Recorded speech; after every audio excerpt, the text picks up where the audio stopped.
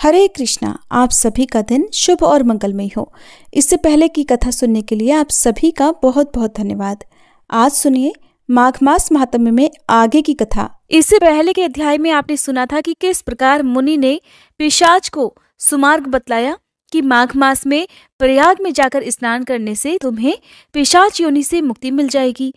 पिशाच ने मुनि के कहे अनुसार प्रयाग में स्नान किया, जिससे उसे प्रेत योनि से मुक्ति मिल गई। तब मुनि कहते हैं कि अब मैं तुमसे गंगा यमुना के संगम का वर्णन करता हूँ, जिसके जल की एक बूंद के स्पर्श से केरल देश का ब्राह्मण भी मुक्त हो गया था। तब ऋषि के ऐसे वचन सुनकर वह प्रेत अपने मन में महान शांति का अनुभव करने लगा, मानो उसके सभी दुख दूर हो गए हों। पिशाच मुनि से कहने लगा, हे मुनिवर, केरल देश का ब्राह्मण किस प्रकार मुक्त हुआ, ये कथा कृपा करके आप विस्तार पूर्वक कहिए। देवद्युति कहने लगा, केरल देश में वासु नाम वाला एक वेद पारंगत ब्राह्मण था। उसके बंधुओं ने उसकी भूमि छीन ली थी, जिससे वह निर्धन और दुखी होकर अपनी जन्मभूमि त्याग कर देश विदेश में घूमता किसी व्याधि से ग्रस्त होकर मृत्यु को प्राप्त हो गया। उसका कोई भी बंधु बांधव नहीं था, जिस कारण उसकी अंतिम क्रिया भी विधिवत संपन्न नहीं हुई और न ही उसकी दाह क्रिया हुई। इस प्रकार क्रिया के लोप होने से निर्जन वन में प्रेत बनकर वह चिरकाल तक भटकता रहा। शीत, ताप, भूख, प्यास के दुख से हाहाकार करता हुआ वह नंगे शरीर रोता फिरता था, परंतु उसे कहीं भी सद्गति दिखाई नहीं देती थी। सर्वथा दान न देने से वह अपने कर्म फल को भोगता था। जो लोग अग्नि में आहुति नहीं देते, भगवान का पूजन नहीं करते, वे आत्मविद्या का अभ्यास नहीं करते। अच्छे तीर्थों से विमुख रहते हैं जो लोग दुखी लोगों को स्वर्ण, वस्त्र, तांबूल, रत्न, फल तथा जल नहीं देते और छल कपट से जीविका प्राप्त करने वाले, दूसरों और स्त्रियों का धन हरण करने वाले, पाखंडी, कुटिल, चोर, बाल वृद्ध तथा आतुर और स्त्रियों पर निर्दयता करने वाले, आग लगाने वाले, विष देने वाले, झूठी गवाही देने वाले, कुमार्ग पर चलने वाले, माता पिता, भाई बहन, संतान और अपनी स्त्री का त्याग करने वाले, जो सब तीर्थों में दान लेते हैं, पालन करने वाले, स्वामी को त्यागने वाले, गौर तथा भूमि के चोर, वेदों की निंदा करने वाले, वृथा द्रोह करने वाले, प्राणियों पर हिंसा करने वाले, देवता गुरु की निंदा करने वाले, ये सभी बारंबार प्रेत, पिशाच, राक्षस और अन्य बुरी योनियों में जन्म लेते हैं। इसलिए बुरे कर्मों से बचकर धार्मिक कार्य तथा यज्ञ, दान और तप आदि कार्य करने चाहिए, क्योंकि कर्म फल अवश्य ही प्राप्त होता है। इस प्रकार प्रेत की गति देखकर पाप कर्म कदापि नहीं करने चाहिए। ब्राह्मण कहने लगा कि इस प्रकार उस केरल ब्राह्मण ने उस पर्वत पर अधिक समय बिताकर एक मार्ग में एक पथिक को देखा, जो 2 गगरियों में त्रिवेणी का जल लिए हुए था। आनंद पूर्वक वह भगवान के चरित्र का गान कर रहा था। प्रेत ने उसका मार्ग रोक लिया और कहने लगा, तुम डरो मत, इस गगरी का जल मुझे पिलाओ, नहीं तो मैं तुम्हारे प्राण ले लूंगा। देवद्युति कहने लगा, दुखी, निर्बल, नंगे, मुरझाए हुए तुम कौन हो? पैरों से पृथ्वी को स्पर्श ना करके चलते हो। लोमश जी कहने लगे कि प्रेत यह वचन सुनकर कहने लगा कि मेरे ऐसे होने का कारण भी सुन लो। मैंने अपने पूरे जीवन में कभी ब्राह्मणों को दान नहीं दिया। अत्यंत लोभी, क्रियाहीन, दूसरे के अन्न से पलने वाला था। मैंने कभी किसी को भिक्षा नहीं दी, ना मैं दूसरे के दुख से दुखी हुआ। मैंने प्यासे प्राणियों को भी कभी जल नहीं पिलाया। मैंने कभी छाता, जूते आदि का दान भी नहीं किया, ना किसी को जल का पात्र, पान या औषधि दी, ना मैंने अपने घर में कभी किसी अतिथि को ठहराकर उसका सत्कार किया। अंधे, वृद्ध, अनाथ और दीनों को मैंने कभी अन्न से संतुष्ट नहीं किया, ना ही किसी रोगी को मुक्त किया, ना कभी ब्राह्मणों को दान दिया, ना कभी अग्नि में हवन किया। वैशाख आदि मास में कभी किसी को ठंडा जल भी नहीं पिलाया, ना ही मैंने बड़ या पीपल का कोई वृक्ष लगाया। ना किसी प्राणी को बंधन से छुड़ाया, कभी कोई व्रत करके शरीर को नहीं सुखाया। इस कारण मेरा पूर्व जन्म सब बुरे कार्यों में ही व्यतीत हो गया। मेरे पूर्व जन्म के कर्मों से ही मेरी यह गति हुई है।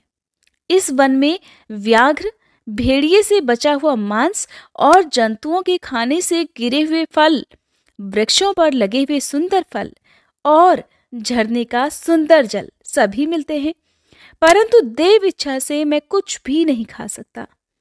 सर्प की तरह केवल पवन भक्षण करके अपना जीवन बिता रहा हूं। बल, बुद्धि, मंत्र, पुरुषार्थ से लाभ, हानि, सुख, दुख, विवाह, मृत्यु, जीवन, भोग, रोग तथा वियोग में केवल भाग्य ही कारण होता है। कुरूप, मूर्ख, कुकर्मी, निंदित और पराक्रम से हीन मनुष्य भी भाग्य से ही राज्य भोगते हैं। काने, लूले, लंगड़े, नीतिहीन, निर्गुण, नपुंसक भाग्य से राज्य प्राप्त करते हैं।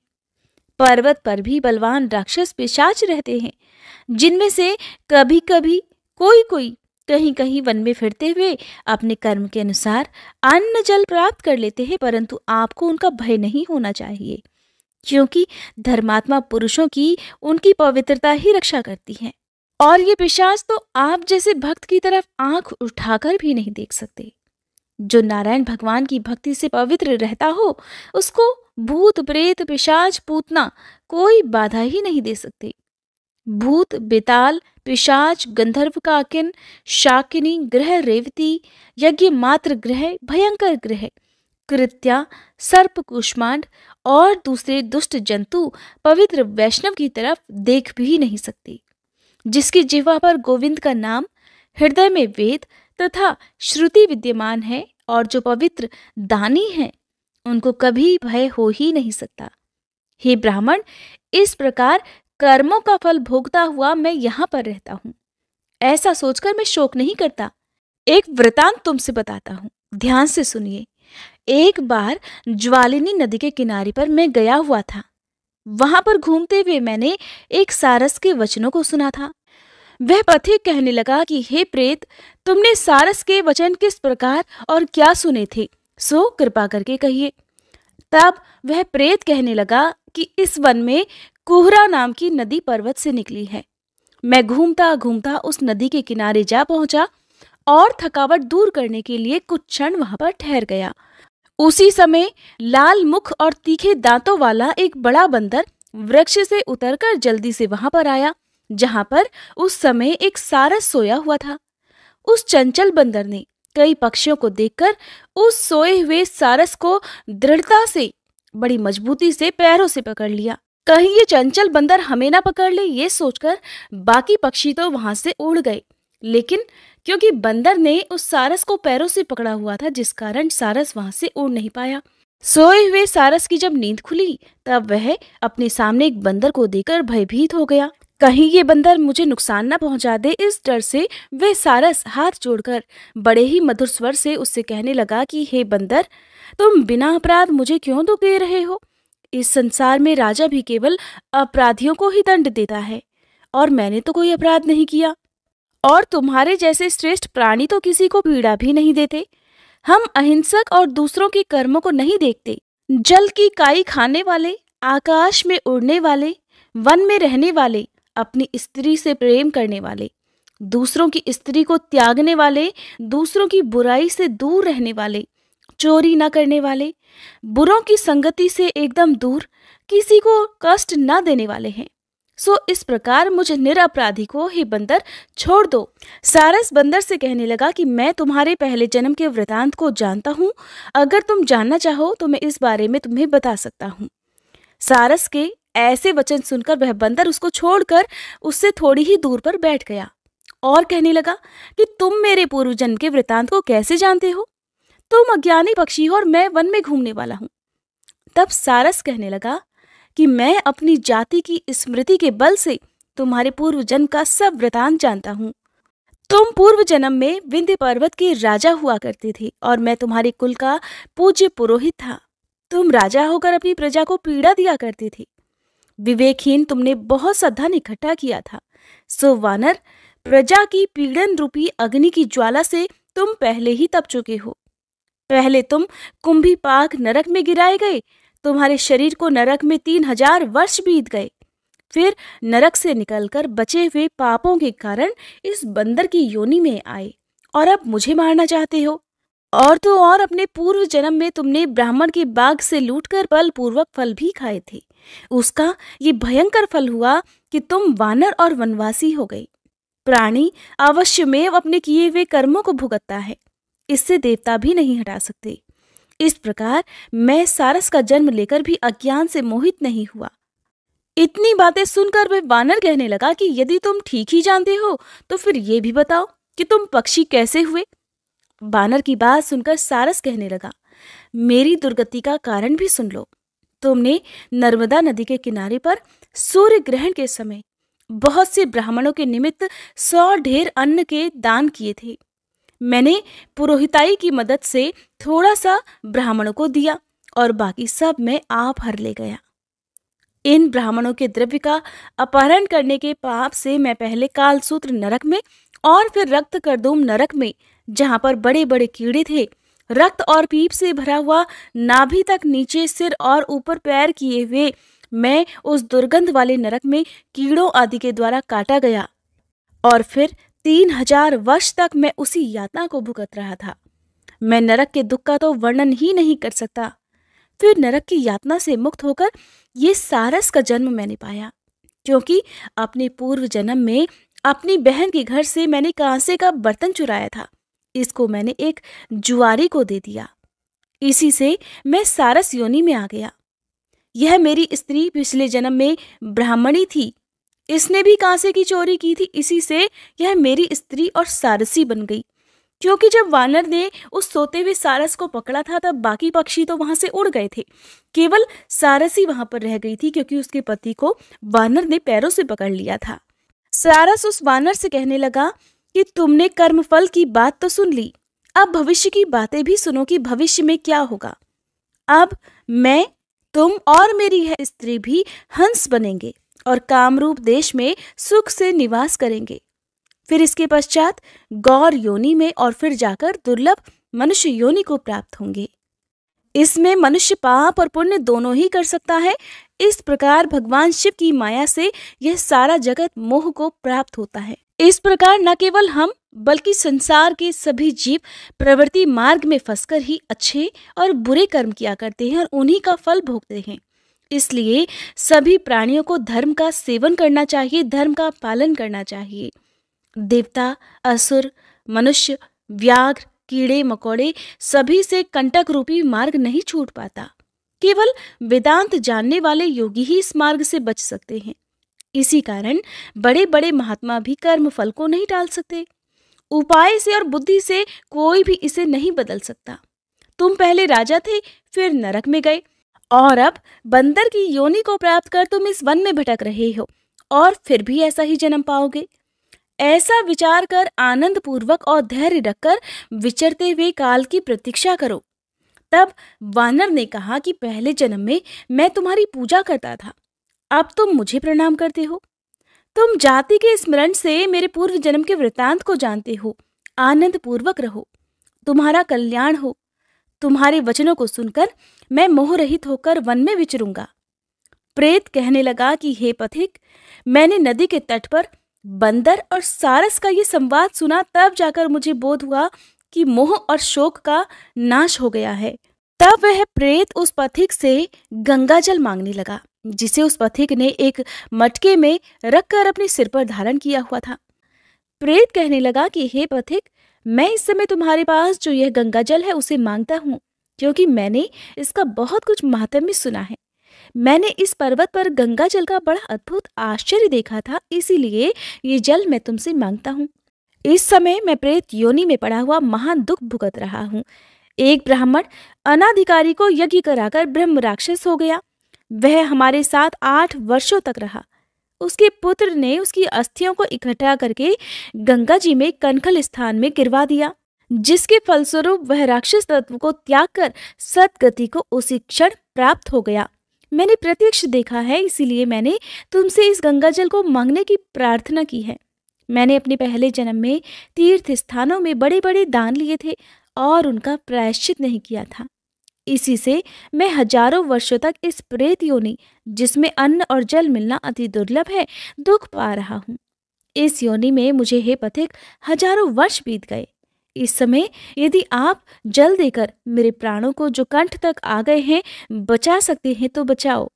कुष्ठ आदि रोग से भी मनुष्य प्राणों को त्याग करने की इच्छा नहीं रखता। देवद्योति कहने लगे कि ऐसे उस प्रेत के वचन सुनकर वह ब्राह्मण बड़ा विस्मित हुआ और वह अपने मन में विचारने लगा कि संसार में पाप और पुण्य के फल अवश्य आ पड़ते हैं। देव, दानव, मनुष्य, कीड़े मकोड़े भी रोगों से पीड़ित होते हैं। बालक और वृद्धों को मरण, अंधा तथा कुबड़ापन, ऐश्वर्य, दरिद्रता, पांडित्य और मूर्खता सब कर्मों से ही प्राप्त होता है। इस कर्म भूमि में जिन्होंने न्याय से धन इकट्ठा किया है वह धन्य है। ये सुनकर वह प्रेत गदगद वाणी में कहने लगा कि हे पथिक, मैं जानता हूं कि आप सर्वज्ञ हैं। आप कृपा कर मुझे जीवन का आधार ये जल इस प्रकार दो जैसे मेघ चातक को देता है। तब पथिक कहने लगा कि हे प्रेत, मेरे माता पिता भृगु क्षेत्र में बैठे हुए हैं, मैं ये जल उन्हीं के लिए लेकर आया हूँ। अब बीच में तुमने गंगा जी के संगम का जल मांग लिया, इसलिए मैं इसी धर्म संदेह में पड़ गया हूँ। क्या कांड वस्तु में यज्ञों को इतना नहीं मानता जितना प्राण रक्षा को मानता हूँ। इसलिए प्रेत को जल देकर तृप्त करके ही अपने माता पिता के लिए मैं फिर से जल लेकर आऊंगा। लोमश ऋषि कहने लगे कि इस प्रकार उस पथिक ने गंगा यमुना के संगम का पवित्र जल उस प्रेत को दे दिया। उस प्रेत ने प्रीति पूर्वक उस जल को पिया, जिसके पीने से उसी समय वह अपने प्रेत शरीर को छोड़कर दिव्य देहधारी हो गया।